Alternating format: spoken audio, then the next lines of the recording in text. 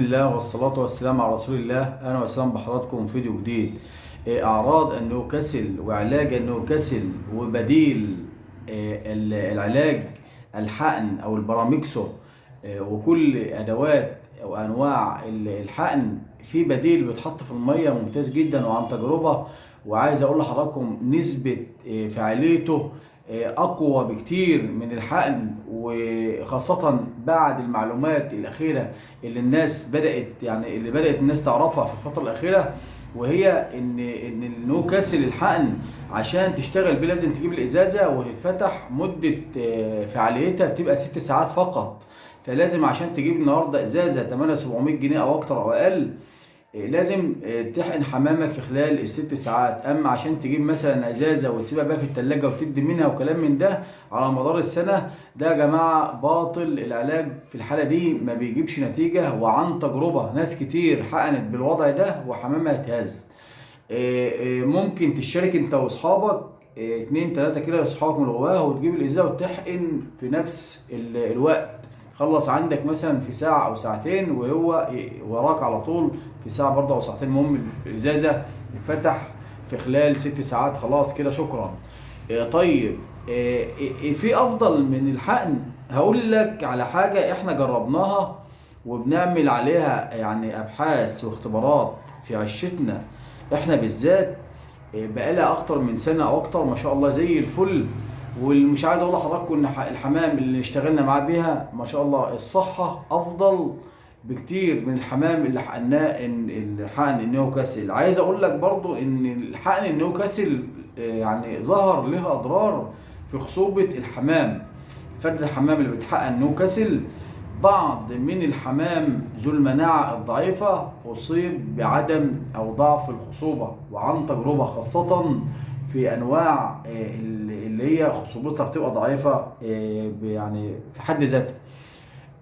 قبل بس ما أقول لكم على البديل اللي بتحط في المية، البديل الرائع والذهبي، عايز بس أقول لك أعراض النيوكاسل بسرعة كده. اعراض النيوكاسل يا جماعه، الفرد الحامل بيتهز طبعا، رقبته بتلف حوالين منه او رقبته بتتلوح او بتترف. ده طبعا الاعراض المعروفه في النيوكاسل. بس عايز اقول لك بقى ان في اعراض تانية بيصعب عليك اصلا انك تشخصها ان ده نيوكاسل او لا، وناس كتير بتتوه.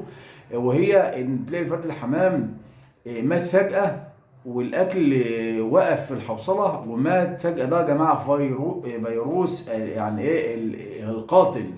يعني الفرد الحام حتى ما بيتهزش. في عندك فرد حمام ممكن يتهز ويروق تاني، ده الفرد الحمام ده حافظ عليه. الفرد الحمام ده فرد محترم، مناعته كويسه وبيتحدى الامراض ويتحدى الفيروس بمناعته.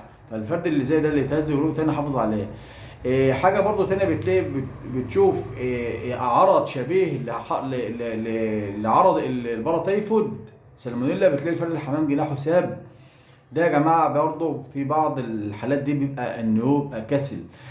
حاله تانية برضه يا جماعه، تلاقي الفرد الحمام قام واقع في الارض، ولا عاد بيتحرك في الجناح ولا عاد بيتحرك، ويعني خلاص مهما تديله علاج هيموت. ده خلاص بيبقى برضه عرض النيوكاسل. الخلاصه ان النيوكاسل او مرض الروشه للحمام اعراضه كتير جدا ومختلفه. فلازم يعني تنجي نفسك وتحمي حمامك من حدوث المرض عندك، لان الحمام ده والمرض ده يا جماعه عند الحمام معدي جدا. ولو فرد اصيب عندك بالهزه ممكن يعني ينهلك العشه. عدا هتلاقي حمام بسيط جدا اللي هو مناعته كويسه، وممكن تلاقي فرد حمام عندك رقبته لفت وفرد تاني في نفس العشه، وبتلاقي بس ايه اتلوح بسيط كده بيرجع تاني وبيرجع بيروق وبيبقى كويس. طيب انا الخطوات المتبعه عشان ما يجريش هزه، هقول لك التحصين بصفه دوريه في الميعاد المطلوب منك. هل في ميعاد في السنه معين احصن نيوكاسل؟ هو فيه، بس انت لو بتسمعني وشارح عندي دلوقتي، بعد ما تسمع الفيديو تحصن وما تبصش النهارده احنا في شهر كام ولا يوم كام. المهم تحصن فرد الحمام. لو طلع عندك برضو فرد زغلول، مالكش دعوه احنا في شهر كام، مالكش دعوه مع التحصين، برضو حصنه فورا في سن الفطام 30 يوم. الحاجات دي مهمه جدا وتفرق معاك.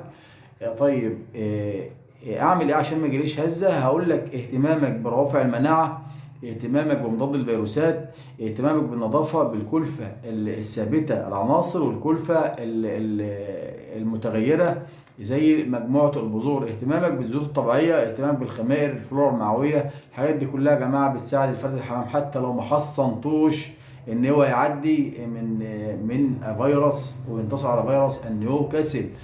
طيب انا عايز دلوقتي بديل للحقن، لان انت قلت الحقن لازم ازازه على بعضها وتخلص في 6 ساعات، وممكن اجيب سايب برضو مش هيبقى يبقى في الفاضي. عايز حاجه وما تاثرليش على الخصوبه وحاجه ممتازه جدا. هقول لك العلبه دي او الازازه دي مكسيكي، حاجه اسمها لاسوتا مكسيكي، متوفره في كل صيدليات البطاريه، تمنها 55 جنيه. ده يا جماعه بودر زي ما حضراتكم شايفين، بيتحط في التلاجة طبعا زي ما انتوا شايفين. خلي بالك في منها مصري، ما تجيبش المصري. المصري الفعالية بتاعتها مش كويسة. الفرق بينها وبين الحقن الميت ان دي ملهاش اي اعراض جانبيه يا جماعه. الحقن الميت زي ما قلت لك ممكن ياثر على بعض الحمام اللي مناعته ضعيفه في موضوع الخصوبه. فدي ممتازه جدا. وعن تجربه استخدامها ازاي، بتفك البودر ده كله على 8 لتر ميه، على 8 لتر ميه. ويفضل الحمام يكون عطشان على اساس ما تغيبش معاك مع الحمام. لو انت ما ينفعش الا في يوم واحد، في الكاف مره واحده. الحمام يكون عطشان، الحمام كله يشرب منها ما شاء الله، خلاص الحمام يشرب ساعتين 3 شيل ميه من قدام الحمام كده، انت اديت له تحصينه ضد الروشه، ضد النيوكاسل، ضد اعراض المتوقعه المعروفه والخفيه المتشابهه مع بعض الامراض والمعروفه. تمنها 55 جنيه مكسيكي. في منها هولندي في السوق، وفي منها امريكي في السوق، وفي منها اكتر من نوع مستورد، كلهم ممتازين جدا. بس احنا علقنا على ديت لانها يعني عملت معانا يعني نتائج ممتازه. هات اي حاجه لاسوتا بس تكون المستورده، ما تجيبش المصري. هتحطها في 8 لتر ميه، هتستخدمها كل شهرين وانسى اي مشاكل عندك. هتستخدمها كل شهرين على مدار السنه. ممكن تستخدمها شهرين ورا بعض. هتستخدمها مثلا النهارده هتكررها بعد شهرين، وبعد كده ممكن تنتظم كل 6 شهور. تمام. دي حاجه. الحاجه المهمه بقى اللي عايز اذكرك بيها بس، ان انت لو بتسمعني ومحصن حقن نيوكاسل واديت الحمام نص سم تحت جلد الرقبه اللي هو الحقن الميت، خلاص مفيش مشكله. ممكن تدي الجرعه الثانيه لاسوتا. يعني انت لو عايز او عندك الحقن وبتسمعني وعايز تحصن النيوكاسل الحقن حصن مفيش مشكله، ادي نص سم تحت جلد الرقبه وكرر باللاسوتا بعد شهرين.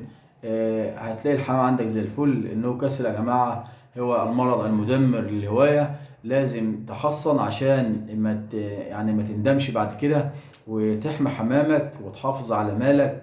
النيوكاسل لو انت يعني ما عندكش مثلا خلفيه عن الحقن، في مكان بعيد، ما بتفضاش تحقن، انت مسافر وما فيش حد عندك في بيتك يعرف يحقن الحمام، الفيديو ده بالذات احنا عاملينه عشان النقطه دي. لو انت مسافر بره وعايز تريح دماغك وتدي جرعه لحمامك، اللاسوتا هو المتاح لظروفك واللي انت بتدور عليه. اي حد من اهل بيتك هيحط الازازه على 8 لتر ميه وكل شهرين وخلاص الحمام كده اتحصن وكده بقيت في الامان. لو انت ما عندكش يعني تدريب للحقن او ما تعرفش تحقن، برضه ده سكتك وده اللي انت بتدور عليه. لو انت جايب حمام وحاسس ان انت صاحبه مثلا اديله نيوكاسل، او انت قعدت نيوكاسل وعايز برضه تاكد الجرعه، هو اللاسوتا اللي انت بتدور عليها. اللاسوتا 55 جنيه مكلفه، يمكن 8 2 كيلو كلفه، بس هتنجيك وهتطلعك من موضوع مرعب ومرض مرعب ممكن يكاد ان هو اصلا يعقدك من الهوايه. موجوده في كل الصيدليات البيطريه المعروفه والشهيره. بتتحط في الثلاجه، بتشيلها قبل من الثلاجه قبل الاستخدام مباشره. ويفضل يا جماعه نقطه برضو مهمه جدا كنا ننساها، ما تحطش علاج او تحط اللاسوتا في ميه عاديه للحمام. تجيب الميه وتغليها وتسيبها تبرد وتحط اللاسوتا فيها تسيبها تبرد خالص، او تجيب الميه المقطره من اي صيدليه بيطريه. الميه المقطره ممتازه جدا. الشركه دي هتلاقي 4 لتر بحوالي 10 جنيه، كلام فاضي. بس مبيبقاش فيها نسبة كلور. لو الميه المغليه بيبقى فيها نسبه كلور، ولا الميه المقطره بيبقى فيها نسبه كلور. فالعلاج ده بيتفاعل من الكلور، يعني بيقلل من الماده الفعاله اللي فيه. فرجاء ميه مقطره يا اما ميه مغليه. اللاسوته ما كان موضوعنا النهارده ان شاء الله ردا على احد مشترك القناه. لو اول مره بتشوفنا ومش مشترك في القناه تشترك وتشرفنا، محتاجين دعمكم. ولو عجب الفيديو لايك، ويا ريت مشاركه عشان الكل يستفاد. وانتظرونا ان شاء الله في اللي جاي. والسلام عليكم ورحمه الله وبركاته.